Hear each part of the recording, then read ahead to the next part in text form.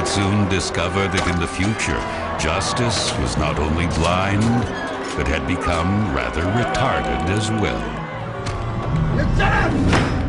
Now, I'm fixing to commensurate this trial here. Now, prosecutor, why you think you done it? Okay, number one, Your Honor. Just look at him. He talks like a fag, too. And B, we've got all this, evidence of how, this guy didn't even pay at the hospital.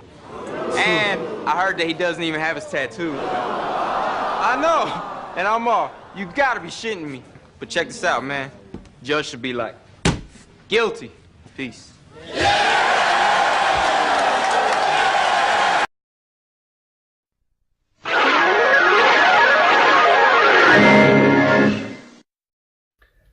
Hey everyone, sorry I look like shit. I got something going on with my lungs.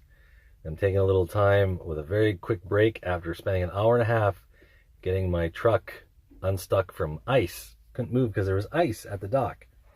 Mid-April, for all you Americans who think Canadians are so great, why don't you come up here and visit us in mid-April and see what you think. Anyway, just very quickly, I got a couple of videos that I'm still making. When I have time, I'll finish them up on some of the stuff in more detail and my thinking on it. But just very quickly, there have been allegations laid out against David Silverman. So from the start, let me just make sure you know I am not a fan of David Silverman. I think he's a vapid person, often very dishonest. I called him out my first or second episode of my podcast nearly 5 years ago. And there's an open invitation for him to come on and just explain his idiotic behavior from that time. Standing to this day, I am not a fan, but I'll tell you this. I've read the replicant article from BuzzFeed talking about allegations. Once again, someone says something, therefore it must be true. Wonderful standard we have of evidence these days. The worst standard of evidence you can possibly have is the one that we convict people on socially. Now, this time around, unlike Lawrence Krauss, which some of them I look at them and they're obviously criminal allegations.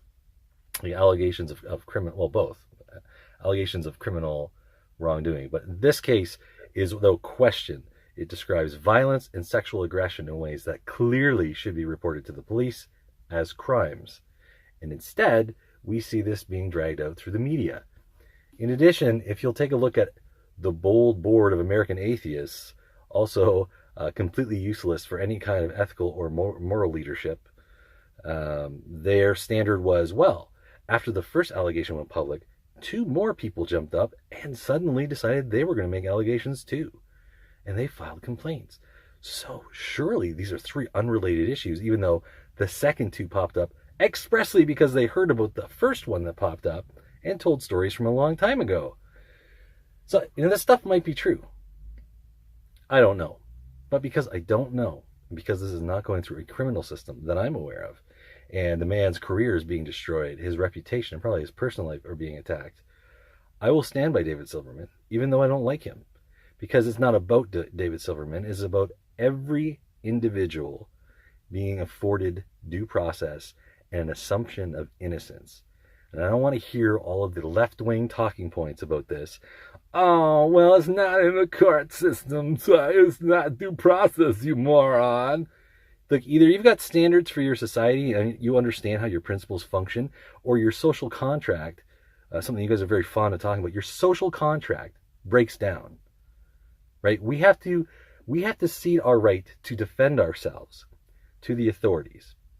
If those authorities simply listen to people whose feelings are hurt or believe allegations, or they're not even involved anymore, and it says perfectly fine, we'll destroy a person's life without even involving the authorities. We'll go to other authorities, not the police, not the court. We'll go to newspapers. We'll go to tabloids.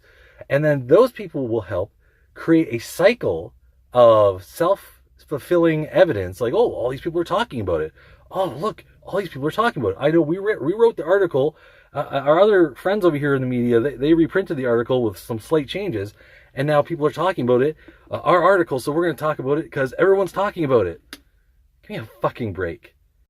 I assume faith must be, is the willingness to assume what you have to prove. And to come before an educated audience and say, it's true because it's in the Bible. And I believe in the Bible because it's true.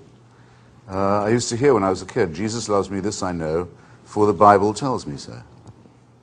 I don't think that's evidence. I don't think that's argument. But if it's faith, I suppose that's what it must be.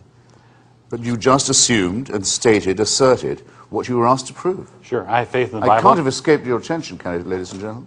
You have faith in reason. And if No, I don't. No, I absolutely don't have faith in reason. You don't? No. Well, very good. I try and sharpen my practice of reason, doubt, skepticism, the weighing of argument against evidence, and of evidence against interest. In other words, I'm more inclined to doubt something if its truth would be something that would suit me. You know, and this more than anything should show that just because you're an atheist doesn't mean that you're somehow more intelligent or you're wiser or you can see through the bullshit. Atheism as a community is dead.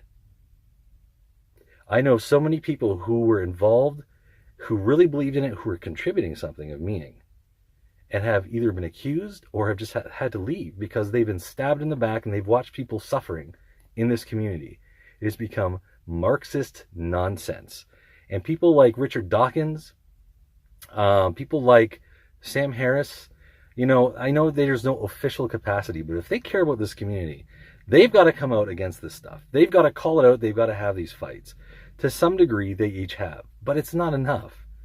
You know, this is the predominant issue right now about the concerns you've written about in your books. It's being taken over by parasites. I would say it has been taken over by parasites. And for me, you know, I'm not sure if there's a solution to it. But I know for right now, I'm going to look at society rather than the atheist community. I'm going to push it aside. I'm going to tell you, whether I like this person or not, I am going to stand by David Silverman until someone puts this into the court system and proves him guilty. Right? The alternative is, do you have some videotape, a videotape of him doing something criminal? That will be an exception. It's exceptional evidence. But if you don't have something like that, don't expect me to listen to what you have to say as if it's truth. There is a system for this. And as far as I'm concerned, everyone from now on should abandon American Atheists. It is a corrupt institution. From now on, it is a Marxist institution. Forget about atheism. Forget about free thought. Now it's about conformity. You will conform to these social standards, and we are the moral arbiters. You know, self-purging is a sign that something is very, very wrong. And the same thing with Lawrence Krauss. This is more of the same. Expect even more to come. And even when the targets are people that on some level I'm like, kind of had it coming. Because David Silverman was very recently like, I'm a male atheist, or I'm a male feminist. I believe the victim, blah, blah, blah. These people are all Nazis. Well, welcome to the real world, David. Your friends over there on the commie side decided you were expendable. It's not the first time, and you won't be the last. First, it's no one's job to disprove a claim, which is not immediately evident, extraordinary or otherwise. If I make a claim, and again, it doesn't have to be an extraordinary claim, it could be something ordinary like, oh, I have a 12-inch long penis. If I make that claim, it's not your job to prove me wrong.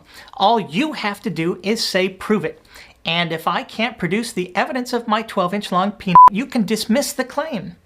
Now, my failure or refusal to produce the evidence doesn't disprove my claim, but at that point you're under no obligation to believe it because there is simply no evidence to back up the claim. The rational position here is to withhold your belief in my 12-inch long penis while remaining open to any evidence which would verify the claim.